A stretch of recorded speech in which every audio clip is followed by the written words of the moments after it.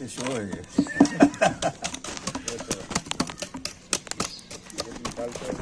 ओह, फुलझड़ी जल गई। एक कोल्हापुर की संस्था उनको 200 रुपये महीना और माँ को 200 रुपये महीना भेजती थी, तो उसके ऊपर से संसार चल रहा था और हमारा एजुकेशन भी उसमें हुआ। तो मेरी अच्छी ऐसी इच्छा है बोले कि ये भी अपने बंधु है जी, आदिवासी, तो इनके लिए कुछ करना चाहिए। इनको मेन स्ट्रीम में लाएंगे, इनको जैसे आदमी बनाने की कोशिश करेंगे। तो इसको लगा शायद, मतलब पता नहीं, मैं ये मेरा अंदाजा है कि और देखेंगे पीछे तो बहुत है।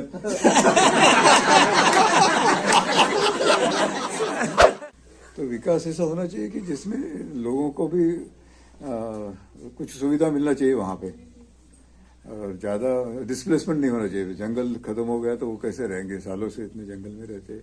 यही मेरा मकसद है कि मैं भी जानूं, अपने आप को भी, स्थान को भी जानूं, लोगों को भी जानूं, जनजीवन को भी जानूं और लोगों को बताऊं। तो क्या ऐसे भ्रमण चलते रहना चाहिए जीवन में? नहीं, ये मैं खुद का एग्जाम्पल देता हूँ। Exposure is important. यदि बाबा हम यहाँ नहीं लाते, उनकी जिंदगी नहीं दिखाते, तो यहाँ कौन आता? यहाँ कुछ भी डेवलपमेंट नहीं होता। ये जो माड़ है ना, माड़ क्षेत्र, तो माड़ियाज भी डॉक्टर्स बन गए हैं। हाँ है ना, यहीं से निकल के? यहीं से निकल के। इस साल कितने सेलेक्ट हुए? इस साल 2 बच्चे एमबीबीएस के लिए सिलेक्ट हो गए और 4 बच्चे बीडीएस के लिए। नमस्कार दोस्तों, गुड मॉर्निंग, सुप्रभात। हम आए हैं गढ़चिरौली ज़िले में। हालांकि ये चंद्रपुर ज़िले का भी सीमा पीछे से लगता है, महाराष्ट्र में, बिल्कुल बस्तर के बॉर्डर में। छत्तीसगढ़, तेलंगाना और महाराष्ट्र की सीमा में स्थान है लोक बिरादरी प्रकल्प। यहाँ भामरागढ़, हेमलकसा के नाम से भी आप आ सकते हैं। हम देर रात यहाँ आए। हेमलकसा, इसके लिए आपको गढ़चिरौली से लगभग 150 किलोमीटर आना पड़ेगा जंगल की ओर। बिल्कुल सीमावर्ती है। आपने पिछला वीडियो हमारा देखा होगा, हम सुबह सुबह निकल गए थे। हालांकि हम काफ़ी देर रात यहाँ पहुँचे थे। रास्ते में कुछ कंस्ट्रक्शन चल रहा था, विकास के काम तो ऐसे ही चलते रहेंगे और हमें कुछ समय लग गया आने में। हालांकि नींद पूरी हो गई। इस जंगल में किसको नींद नहीं आएगी, लेकिन सुबह चिड़ियों के चहचहाट ने, और यहाँ ऐसा माहौल है कि आपको सुबह उठने पे मजबूर हो जाएंगे। और मैं उठ के सुबह, कुछ टूरिस्ट जा रहे थे इस बस से, आपने वो पिछला वीडियो देखा होगा, तो मैं संगम की ओर भी चला गया था। तो दोस्तों, ये लोक बिरादरी प्रकल्प समाज सेवा का एक केंद्र है। आदिवासियों के बीच, जंगल के बीच, प्रकृति के बीच।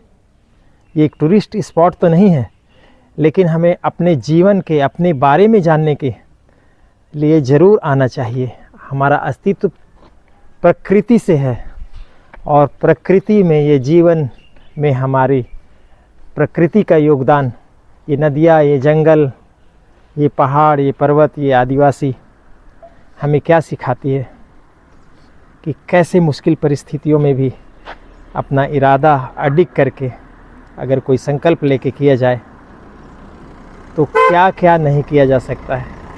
ये एक सीखने की जगह है, प्रबोधन की जगह है। इसीलिए यहाँ टूरिस्ट भी आते हैं और हम भी आए हैं। तो आइए इस लोक बिरादरी प्रकल्प में डॉक्टर प्रकाश आमटे जी और उनकी संस्था की गतिविधि के बारे में हम लोग कुछ देर रुक कर जानेंगे। फिर उसके बाद बस्तर की ओर चले जाएंगे।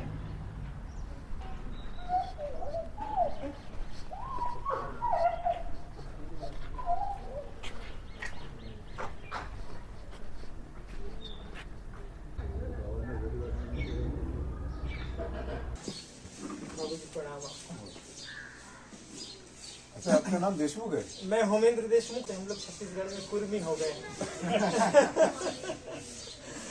फिलहाल जो भोपाल में? मैं भोपाल में हूँ। राजधानी हमारी भोपाल थी, तो भोपाल में क्योंकि राजधानी में ज़्यादा काम होता है तो मैं वहाँ चला गया। तो इसलिए वहीं बस गया। बाद में जब दोनों का वो हुआ, बंटवारा हुआ दोनों राज्य का, तो मैं बंटवारा में मध्य प्रदेश से रह गया।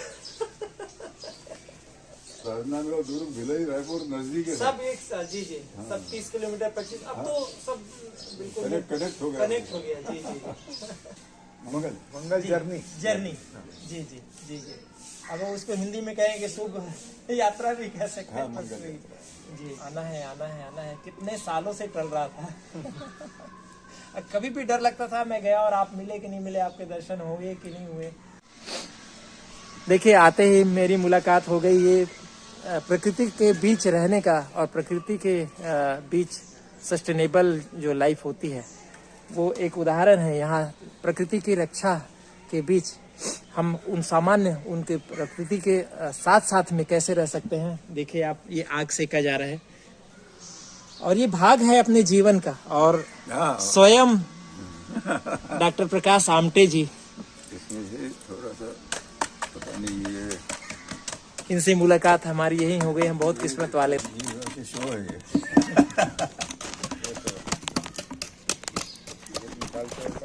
ओह, फुलझड़ी जल गई।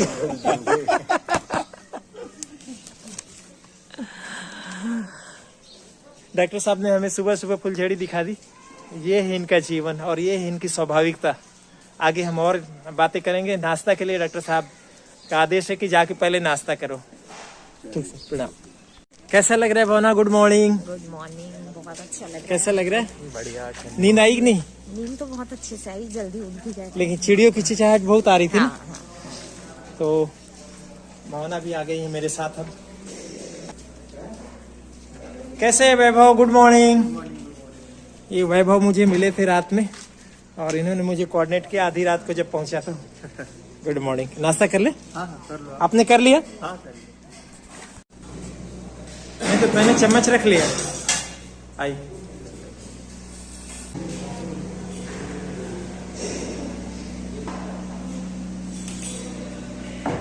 सब लोग करके जा चुके हैं, है ना? हम लोग लेट हो गए।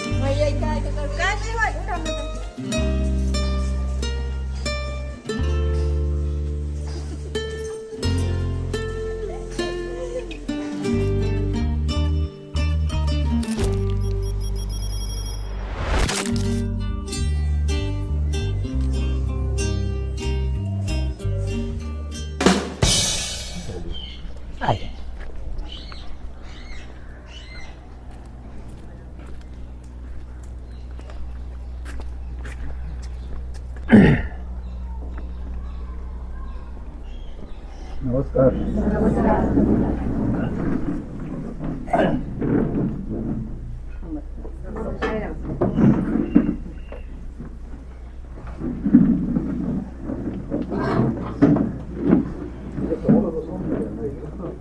देशमुख ठीक आहे. नाव सांगा, गाव सांगा आणि काय काम करता. मी विजय केवट. हां तुमचा तालुक्याला असतो. तुमचा तालुका भंडारा. नमस्ते सर, मी कुमारी शारदा पांडुरंग पारधी, जिल्हा परिषदला शिक्षिका आहे. सर, मी सुलभा भावेश तिकीरमारे आणि मला अभिमान आहे की मी आनंदवन कॉलेजला 11वी 12वी आणि फर्स्ट इयर सेकंड इयर शिकली. आणि माझे बाबा तुम्हाला खूप ओळखायचे, कारण की तुम्ही लहान होते तर माझे बाबा आमटेच तुमचे काका होते ना. माझे बाबा होते. अच्छा अच्छा. खूप खूप धन्यवाद सर. कोणती परीक्षा तरी परत नाही दिली सर. म्हणजे फार दुर्मिळ आहे असं. यहाँ आम पर्यटक भी आ सकते हैं, शोधार्थी तो आते ही आते हैं, स्कूल ट्रिप आता है, आप भी अपने परिवार के साथ आ सकते हैं जैसे मैं आया हूँ. और इसी तरह से आपको भी वैसा ही स्वागत किया जाएगा, वैसी जानकारी दी जाएगी. संस्था की गतिविधि, उद्देश्य, जनजीवन, अस्पताल, सेवा कार्य सबके बारे में आप जान सकते हैं.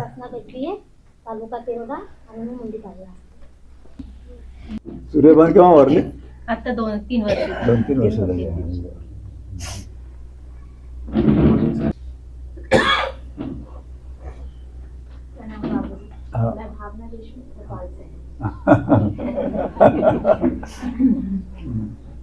नमस्कार सर, मी सीमा पारदी मध्ये. मैं आप सबको नमस्कार, आप लोगों को प्रणाम. मैं होमेंद्र देशमुख हूँ. जब छुट्टी होती है या छुट्टी लेके मैं परिवार के साथ घूमने निकलता हूँ, कुछ जानने, कुछ समझने, अपने आप को ढूंढने. और ऐसे ही एक मेरे लिए एक तीर्थ है ये. मैं किसी दर्शन के लिए जाऊँ बड़े तीर्थ में, वैसे ही मेरे लिए मेरे काम के माहौल में मैं जानता हूँ कि ये उससे भी बड़ा तीर्थ है, जहाँ साक्षात ईश्वर है. पता नहीं आपको कितनी जानकारी है प्रकल्प के बारे में. ये क्या आने के बाद इनको एक डॉक्यूमेंट्री बताते जी. तो रात में इन लोगों ने डॉक्यूमेंट्री बताया है, जी, जी. दिखी है. मैं तो थोड़ा उसमें बेसिकली कैसा प्रोजेक्ट शुरू हुआ और उसमें क्या चल रहा था, वो पुरानी है, वो 20 साल पहले की. तो उसमें से जानकारी मिल जाती है. काफी वैसे तो यूट्यूब पे वो जानवरों के काफी वीडियोज है. सबसे ज्यादा उसकी है, मतलब क्रूअल एनिमल प्यार से कैसे रहते, इसका तो कई जगह पे मतलब वो सब लोगों ने चैनल, बाद में गवर्नमेंट ने बैन किया उसके ऊपर नो फोटोग्राफी, लेकिन ऑलरेडी है हिस्ट्री चैनल, बीबीसी, इधर उधर सब. तो हम लोग तो वहाँ कैसे, मतलब मीडिया से बहुत दूर है. जी जी बिल्कुल. लेकिन मीडिया पहुंच गई यहाँ तक. इसलिए उसकी पब्लिसिटी होगी. जी जी, वो एक कहता है जहाँ ना पहुंचे रवि वहां पहुंचे कवि. लेकिन आपका ये पब्लिसिटी बिल्कुल नहीं है, ये तो हमारे लिए एक प्रेरणा का स्रोत है आप. बेसिकली लेकिन जब तक जानेंगे नहीं लोग, प्रेरणा कैसे लेंगे. तो मेरा भी एक वही माध्यम है आपको जानने का और स्वयं को जानने का आपके माध्यम से, यही मेरा उद्देश्य है. जी. बेसिकली बाबा का तो आपने आप मिले भी है बाबा को. जी. तो बाबा तो पहले उनका पुराना जो लाइफ था, मतलब सोशल सर्विस के पहले तो जमींदार के बेटे थे और काफी सारी जमीन थी. पिताजी ब्रिटिश में नौकर भी थे उनके. बाबाची माहिती असेल तुम्हाला, नागपुर में बंगला भी है उनका. कुष्ठरोगियों को लोग घर में नहीं रखते थे, क्योंकि उनको डिफॉर्मिटीज थी, उनको इंजुरीज रहती थी और वो ऐसा लगता था कि ये किसी का शाप है या संसर्गजन्य है, मतलब कंटेजियस है. तो उनके लिए 49 में उन्होंने संस्था चली, महारोगी सेवा समिति वरोरा. और वो वरोरा में चंद्रपुर डिस्ट्रिक्ट में वहाँ जगह मिली थी उनको. लेकिन उसका असली नाम बाबा ने आनंदवन रखा, उसी नाम से वर्ल्ड में फेमस हुआ. तो ये सब चल रहा था अच्छी तरह से. हम दोनों भाई थे, विकास और मैं, और वरोरा में पढ़ रहे थे म्यूनसिपल स्कूल में, मराठी मीडियम में. तो आगे क्या करने का पता नहीं था. दोनों हम एक ही क्लास में थे, ज्यादा डिस्टेंस. तो बहुत से लोग आके फिर बाबा से चर्चा करते थे. हम तो अभी जंगल के बाहर नहीं गए थे कभी, तो दूर से देखने में मजा आता था. गांधीयन लोग आते थे, बड़े बड़े गांधीयन उस समय के. और ये सभी से आज जैसे हम लोग बड़े हो गए, 15-16 साल के, तो ऐसा लगा हम दोनों को कि ये बाबा का काम इतना इम्पोर्टेंट है, इसमें यदि हम शामिल हो जाए तो बड़ा अच्छा रहेगा. यदि हो सके तो मेडिकल एजुकेशन करके वापस आ जाए. एक कोल्हापुर की संस्था उनको 200 रुपये महीना और माँ को 200 रुपये महीना भेजती थी. तो उसके ऊपर से हम संसार चल रहा था और हमारा एज्युकेशन भी उसमें हुआ. तर त्यामुळे ते शक्य झालं एज्युकेशन आमचं. तो 1.5 साल में एक परीक्षा देना था, first MBBS, second MBBS, final MBBS. तो फाइनल MBBS का एग्जाम हमने 70 में दिया, 1970.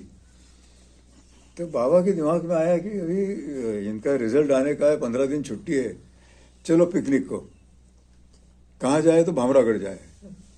इसी जगह इसका नाम भी सुना नहीं था, मतलब इसमें कोई फेमस भी नहीं है. तो बाबा जब इसमें थे सोशल सर्विस के पहले जो जमींदार के बेटे थे तो शिकार के बहाने इधर आए होंगे। एरिया उन्होंने देखा होगा, बहुत घना जंगल। अभी 55 साल पहले कितना घना होगा। तो उनमें कुछ इंप्रेशन होंगे दिमाग में, तो बोले चलो वहाँ त्रिवेणी संगम है, एक ही उनको मालूम था त्रिवेणी संगम। चलो 2 दिन के लिए जंगल में जाना सबको अच्छा लगता है। शहर के लोग तो जाते ही सैटरडे संडे को। हाँ, तो वहाँ से हम निकले आनंद वन में, 4 व्हील की गाड़ी थी बाबा की, पिकअप वैन। तो यहाँ पहुँचने में 2.5 दिन लगे, 250 किलोमीटर में 2.5 दिन।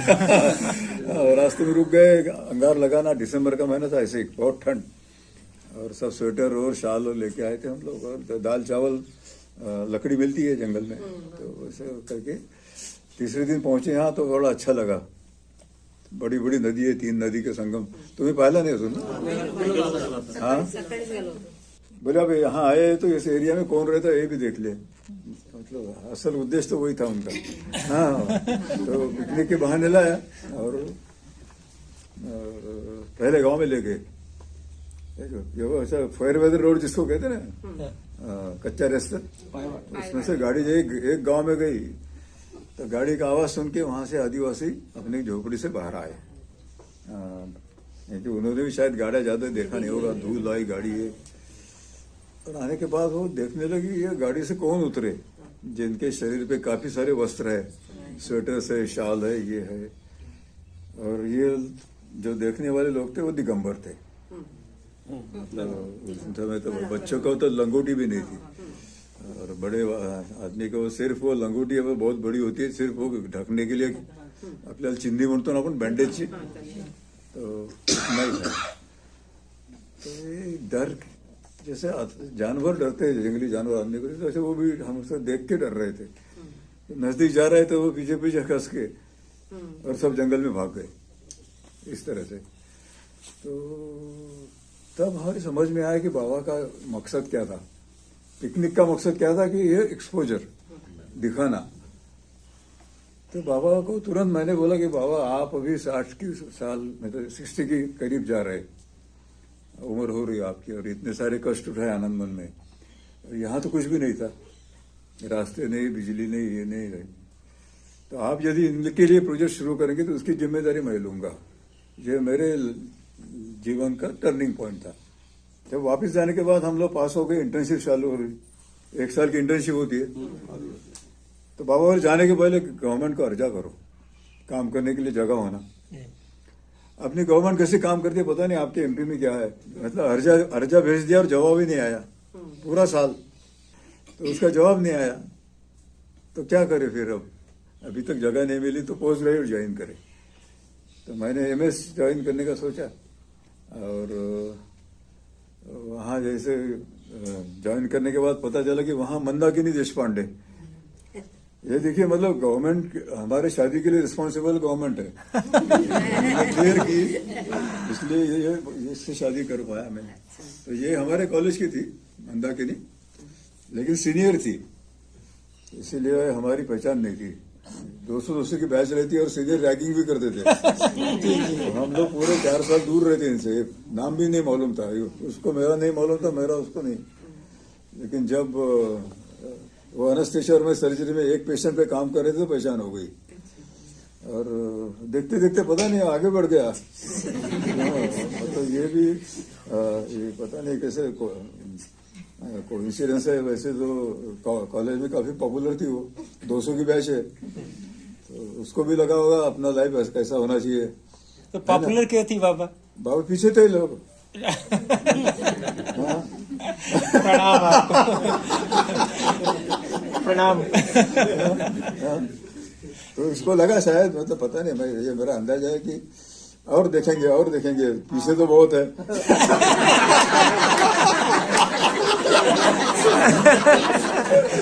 तो आखिरी में मिला, देखो मतलब सब बोले अमीर बच्चे को छोड़ दिया और एक फकीर को चुना। शादी के बाद मैं एमएस जनरल सर्जरी करा। इस तरह से 73 में फिर जगह मिला, तो ये फिर आ गए इधर। हम एमएस का एग्जाम नहीं दिया मैंने, वो छोड़ के आया, और इसने एनेस्थीसिया में लेक्चरशिप ज्वाइन किया था, वो रिजाइन किया। तो तो इस तरह से मतलब इसके नसीब में था, अच्छा बुरा मालूम नहीं। अभी तो 53 साल हो रहे शादी को। मतलब बड़प्पन ये है कि आने के बाद एकदम दूसरा लाइफ, सोशल सर्विस देखा नहीं था पहले। ऐसे हमने ऐसा डिसाइड किया कि हम जिन लोगों के लिए आए उनको खाने के लिए क्या था, चूहे मार के खा रहे थे, चीटियों की चटनी खाते है ना, तो उनसे तो काफी बेहतर है हमारे पास। दाल चावल पेट, हम लोग भूखे पेट नहीं रह सकते, चाहे जितना खाओ। और उनके पास तो ये भी नहीं है, शिकार में कुछ नहीं मिला तो भूखे रहे, दूसरे दिन ट्राई करे। तो लाइफ था इनका और उसमें उनकी कोई कंप्लेंट नहीं थी, है ना। बावजूद अपने को कुछ मिलता नहीं है। तो यहाँ आदिवासी चोरी नहीं करते, यहाँ भीख नहीं मांगते कि आपके पास बहुत है तो मुझे कुछ दो। यहाँ भिखारी नहीं आ गए क्या बात। तो काफी कुछ सीखने जैसा ही है कि मतलब ये स्वाभिमान से रहते, आप अपना खाओ हम अपना खाएंगे, नहीं हुआ तो दूसरे दिन देखेंगे। और तीसरा है कि कम्युनिटी लाइफ है और बलात्कार नहीं है, जो आज के जमाने में नंबर 1 क्राइम है बलात्कार। तो आदिवासी संस्कृति में बलात्कार नहीं है। अब आप तो कर ही रहे हैं, लेकिन क्या सरकारी लेवल पे जो विकास विकास विकास का जो नारा होता है वो कैसा विकास चाहिए आदिवासियों को? अपने जगह में रह के चाहिए, उनको मोबाइल चाहिए, उनको टीवी चाहिए, या वही जंगल चाहिए जिसमें, तो अगर वही जंगल देते तो हम सोचते कि अभी तक पिछड़ा क्यों रखें। आदिवासियों को बाहर की दुनिया उन्होंने देखी नहीं थी। अब एजुकेशन इसलिए, और देखे नहीं थे, एजुकेशन नहीं था इसलिए एक्सप्लॉयटेशन था। उनकी सारे जो स्कीम्स है उनके बारे में तो वो सब इनकी तक पहुंची नहीं थी। और एक तो इनको खाने के लिए अनाज नहीं, कपड़ा नहीं पहनने के लिए, और उनका हक का पैसा भी उनको नहीं मिले, इनको तो मालूम ही नहीं था। तो फॉरेस्ट वाले बोलते थे कि अभी पहले जंगल इनका था आदिवासियों का, बाद में फॉरेस्ट डिपार्टमेंट का कंट्रोल आ गया और फिर वो तलाठी आ गया जमीन पर, पटवारी। इनको तो मालूम ही नहीं, ये तो जंगल में सदियों से रह रहे, तो इनका ही जंगल था। अब वो बोले हमारा जंगल है, तो इसलिए हमने बोला इनको एजुकेशन दो, मतलब या ताकि वो उन्हें इनके राइट्स के बारे में पता चले। तो हम लोग इच्छा थी कि इनका एक्सप्लॉयटेशन ना हो। ये इतने सीधी सिंपल जिंदगी जी रहे बेचारे, तो उनके बावजूद उनको शोषण हो रहा है उनका। तो अस्पताल से तो कोई लोगों का विकास नहीं होता, तो एजुकेशन भी देना चाहिए। ऐसे मतलब एक के बाद एक ऐसा हुआ। और खाने के लिए अनाज नहीं है तो उनको खेती से फार्मिंग अच्छी सिखाओ, तो वो भी काम हमारे वॉलंटियर्स करते थे। तो ये फंडिंग नहीं आया, फंडिंग तो बाद में आया फिर लोगों के, लेकिन काम शुरू कर दो, उसके लिए पैसे की जरूरत नहीं होती काम करने के लिए। तो कैसा विकास चाहिए आदिवासी को, कैसा होना चाहिए? मतलब ये है इतना सारा जंगल है, तो यहाँ फॉरेस्ट बेस्ड जो भी फॉरेस्ट प्रोड्यूस है उसकी इंडस्ट्रीज होना चाहिए छोटी छोटी, ताकि एकदम बड़ा माइनिंग कर रहे हैं आप इधर या और कुछ मोटे बड़े डैम्स बनाओ, ये बनाओ, तो इनका तो लाइफ तो फिर वो तो जैसे नर्मदा बचाओ में हुआ था, लोग बेघर हो जाते और फिर ना जमीन भी नहीं रहती और पैसा भी जो दिया होता पैसा वो भी खर्चा कर डालते। तो विकास ऐसा होना चाहिए कि जिसमें लोगों को भी कुछ सुविधा मिलना चाहिए वहाँ पे, और ज़्यादा डिस्प्लेसमेंट नहीं होना चाहिए। जंगल खत्म हो गया तो वो कैसे रहेंगे, सालों से इतने जंगल में रहते। तो इसका विचार करना चाहिए। यदि पानी की सुविधा लेना है तो आप वाटर टैंक बना सकते गाँव गाँव में, ताकि इरिगेशन उनको सेकंड क्रॉप ले सकते हैं। तो छोटी छोटी स्कीम लगा हुआ इधर, ताकि लोगों को वहाँ रोजगार भी मिले और उनका प्रोडक्शन भी बढ़ते जाए। और एजुकेशन दिए तो एजुकेशन से उनका जो एक्सप्लॉयटेशन है वो भी कम हो जाएगा। एक जिज्ञासा और आपका आशीर्वाद, मार्गदर्शन चाहिए कि हम आपने एक पिकनिक में एक दुनिया, आपने एक पिकनिक से एक आपकी दुनिया बदल गई। तो वैसे भी हम लोग भ्रमण प्रेमी हो गए हैं, कुछ फैशन से घूमते हैं, कुछ एक्सप्लोर करने के लिए घूमते हैं, और मैं यही मेरा मकसद है कि मैं भी जानूं, अपने आप को भी, स्थान को भी जानूं, लोगों को भी जानूं, जनजीवन को भी जानूं और लोगों को बताऊं।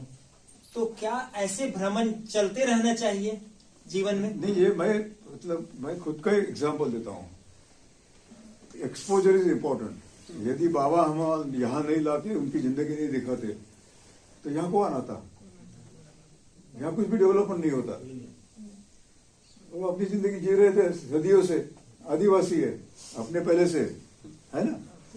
हाँ, तो उनके पास वो कोई रिकॉर्ड नहीं, जन्म का रिकॉर्ड नहीं, मृत्यु का रिकॉर्ड नहीं, दवाई नहीं, मांत्रिक है, मंत्र तंत्र करो, बलि चढ़ाओ, और वो परंपरा चल रही थी।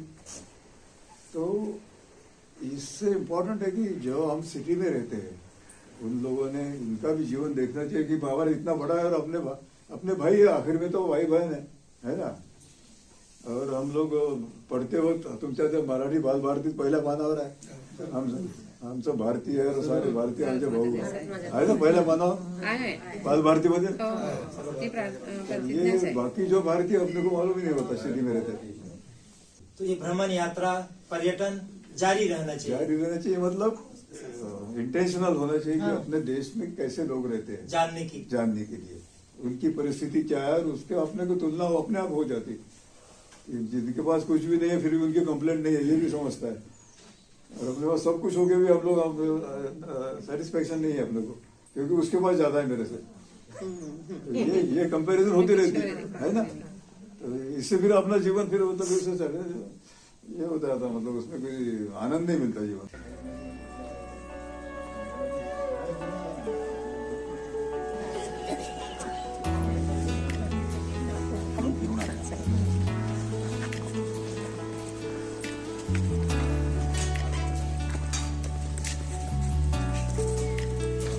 कहाँ से आए हैं आप लोग?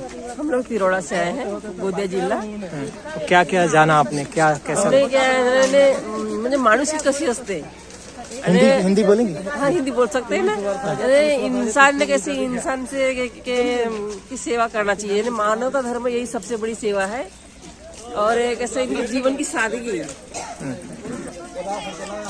या शिक्षकांनी बाबा आमटेला अशी शिकवण दिली आणि त्यांनी एवढं मोठं महान कार्य केलं, तर मी एक शिक्षिका आहे ना, त्याने एक तरी विद्यार्थी बाबा आमटेसारखा घडावा ही माझी अपेक्षा आहे।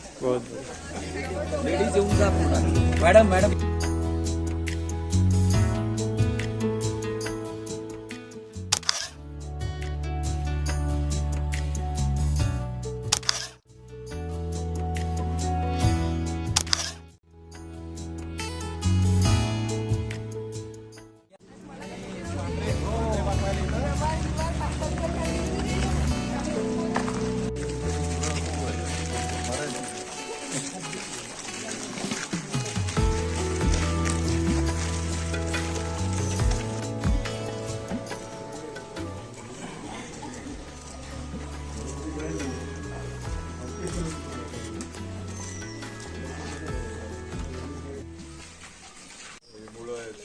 त्यांना चांगलं आहे, व्हिटॅमिन आहे, केळ्याची सालं 600 मुलांना केळं देतो आपण, तर त्याची सालं भरणार व्हेजिटेरियन ॲनिमलला हा खर्च कसा करायचा।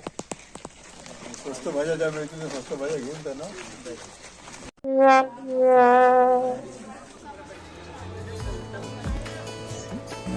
सचिन जी, यहाँ ये किचन है, स्टाफ किचन है। हाँ, किचन है, बच्चों का किचन है। तो खाना कितना बनता है यहाँ? 1000 लोगों का खाना हर रोज बनता है। तो रोटियां क्या मशीन से बनाई जाती है? मशीन से बनाएंगे। कितनी रोटियां बन जाती है रोज में? घंटे में 1000 रोटी बनती है। करीबन 1000 लोगों का खाना बनता है कि 650 बच्चे हैं स्कूल में, और हमारा स्टाफ और हॉस्पिटल में जितने पेशेंट रहते हैं उनका खाना, और आने वाले विजिटर्स। सचिन जी, यहाँ अपनी जरूरत के सामान इस आश्रम में, इस लोक बिरादरी, इस संस्थान में, प्रकल्प में खुद पैदा करते हैं या बाहर से भी लाना पड़ता है? इतना तो नहीं होता, लेकिन आजू बाजू के लोग यहाँ अभी शुरुआत में तो खेती नहीं करते थे, लेकिन यहाँ के वॉलेंटियर्स ने जाके खेती, उनके खेती में डेमोन्स्ट्रेशन दिए थे। उस वजह से जो कुछ उगाते हैं, सरप्लस जो होता है, तो यहाँ हर वेडनेसडे और संडे के दिन बेचने लाते हैं, तो हम उनकी तरफ से सब्जी लेते हैं। बाकी सामान आपको पूरा बाजार से खरीद बाजार के से खरीदते पास के शहरों से लाना हाँ, पड़ता शहरों है। ये एक अलग आपकी वो सब स्कूल को तो कुछ ग्रांट मिलती है बच्चों जी, की, जी। लेकिन बाकी जो खर्चा है वो सब संस्था डोनेशन पे चलता है सब। जी। इस 450 मीटर का रनिंग ट्रैक है, और एथलेटिक्स के सभी सेक्टर से हमारे स्कूल के बच्चे हर साल नेशनल तक जाते हैं। और 96 में पहली लड़की हमारी नेशनल में गई। कौन से गेम में? उसका लॉन्ग जंप इवेंट था जी। तो हमारे 2 लड़कियां अभी खेलो इंडिया में है फिलहाल। और हर साल तो बच्चे स्टेट में 12-13 बच्चे स्टेट खेलते हैं, उसमें से 1-2 तो बच्चे इस नेशनल में पार्टिसिपेट हो जाते हैं। ये बच्चों के लिए जिम बनाई है। तो केवल यहाँ लाइवलीहुड नहीं है, आप प्रतिस्पर्धा में देश का और इस क्षेत्र का नाम भी यहाँ के, और ज्यादातर आदिवासी बच्चे हैं। हाँ, सभी आदिवासी बच्चे सारे स्कूल में। सिर्फ 11वीं-12वीं में जो बच्चे साइंस लेते हैं वो नीट का प्रिपरेशन करा लेते हैं, तो नॉन ट्राइबल भी है वो बच्चे जिनके माता पिता उतना खर्चा नहीं कर पाते, तो नीट के क्लासेस यहाँ चलते हैं। ऐसे बच्चों को हम सिलेक्ट करते हैं। और स्कूल में कितना स्ट्रेंथ है? स्कूल में करीबन 650 है, पहले से 12वीं तक के। जी जी। और सब स्थानीय है? हाँ, सभी। बाहर जिले से भी आए हैं क्या? नहीं, इसी जिले के हैं सभी। सब आसपास। हाँ, और सिर्फ साइंस के लिए पूरे जिले से लेते हैं, लेकिन इस तालुका से ज्यादातर बच्चे हैं। जी। और माड़िया कम्युनिटी से है। अच्छा, माड़िया कम्युनिटी से? हाँ, माड़िया कम्युनिटी। यहाँ बेसिकली माड़िया ही है। माड़िया और गोंड कम्युनिटी है जी, लेकिन इस एरिया में ज्यादातर माड़िया कम्युनिटी है। तो अब ये अबुझमाड़ का हिस्सा है ये? हाँ, अबुझमाड़ का ही एरिया है, महाराष्ट्र वाला पार्ट है। महाराष्ट्र वाला पार्ट। अबुझमाड़ छत्तीसगढ़ में भी है ना? हाँ, ये लगभग छत्तीसगढ़ जो है ना, उसके बाद इंद्रावती रिवर है। हाँ, रिवर के बाद छत्तीसगढ़ बस्तर एरिया।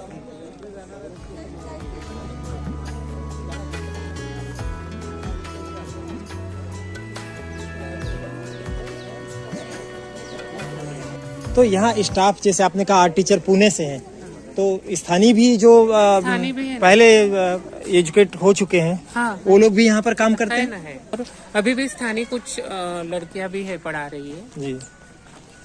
और ये यहाँ के पढ़े हुए लोग हायर जॉब में भी जा चुके हैं? हाँ, जा चुके हैं हर साल। अभी आपको सर ने बताया कि हर क्षेत्र में है, वकील बने, डॉक्टर बने हैं और इसी एरिया में आके काम कर रहे हैं। दे आर ऑल मारियस? हाँ, माड़ी। हमारे अंकल है, ये तो भाव के साथ शुरुआत से। जी जी। आनंदवनी मेन संस्था है जी। वहाँ बहुत बड़ी संस्था है वो। तो संस्था में काम करने के लिए मेरे गांव से सोमनाथ प्रकल्प में आया था मैं। जी। उसी टाइम डॉक्टर साहब वहाँ आए थे, तो दवाखाने के लिए कार्यकर्ता की आवश्यकता है करके उन्होंने बोला। वहाँ के ट्रस्टी जी थे, वो बोले कि भाई जहाँ यहाँ जरूरत है तुम इधर चले जाओ। तो कैसा लगे? कहाँ से आए हैं आप लोग, बताइए? हम गोंदिया जिले से आए हैं। तो क्या देखने आए हैं यहाँ? तो बस नहीं, कुछ उनका नहीं, कार्य समझने आए हैं कि नहीं, बाबा ने प्रकाश आमटे जी इन्होंने कहाँ से शुरुआत की और इतने घने जंगल में कैसे कैसे आए वो देखने के लिए आए थे। उनका कार्य समझने के लिए हम लोग आए यहाँ पे। आप लोग पहले कभी आए थे और वहाँ पे थे? यहाँ नहीं, मैं आनंदवन में हमेशा जाती हूँ। फर्स्ट टाइम आई हूँ यहाँ पे। फर्स्ट टाइम आई हूँ सभी टीम के साथ में। कैसा लगा? आपने इंटरेक्शन भी किया? बहुत बढ़िया, बहुत मस्त, बहुत अच्छा लगा। मैं पहली बार आई, बहुत अच्छा लगा एकदम। मंदिर के भगवान से मुझे तो ये भगवान ज्यादा जरूरी लगे।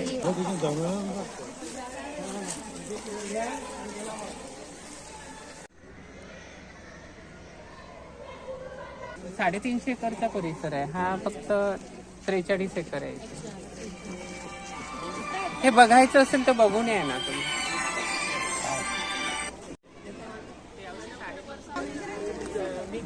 सचिन जी हमें परिसर घुमा रहे हैं और ये नीट की यहाँ पर तैयारी कराते हैं। हाँ, नीट की 11वीं और 12वीं के क्लास के साथ नीट का प्रिपरेशन होता है। जैसे कि इन्होंने बताया था कि मारिया, ये जो माड़ है ना, माड़ क्षेत्र, तो माड़ियाज भी डॉक्टर्स बन गए हैं। हाँ, है यहीं से निकल के। यहीं से निकल के। इस साल कितने सेलेक्ट हुए? इस साल 2 बच्चे MBBS के लिए सिलेक्ट हो गए और 4 बच्चे BDS के लिए और 4 लड़कियां BSc नर्सिंग के लिए। जी। आगे चले। हाँ, के बारे में मैंने सुना था कि वहाँ शादी के लिए चुनते हैं एक दूसरे को, लड़कियां और लड़के। लेकिन उससे कहीं ज्यादा है, जिस तरीके से सचिन जी ने बताया। हाँ।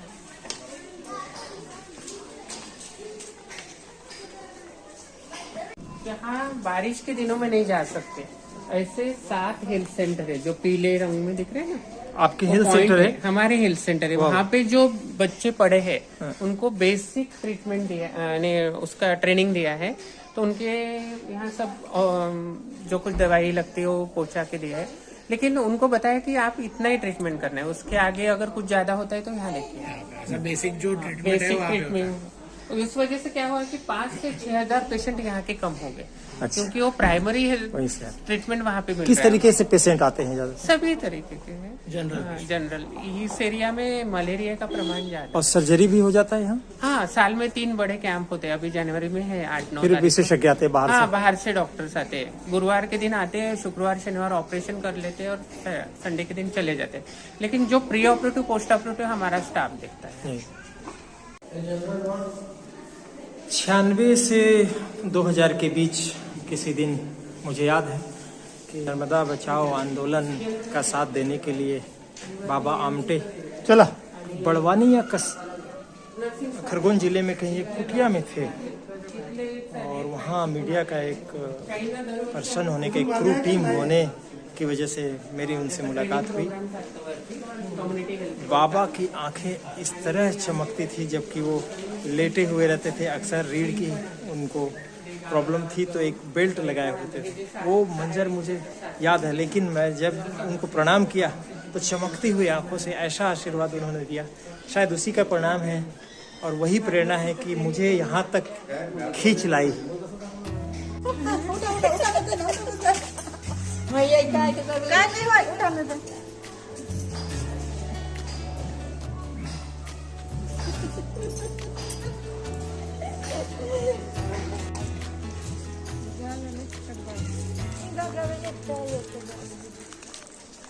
थांबला न सूर्य कधी, थांबली न धारा, आणि धुंद वादलास कोटला किनारा।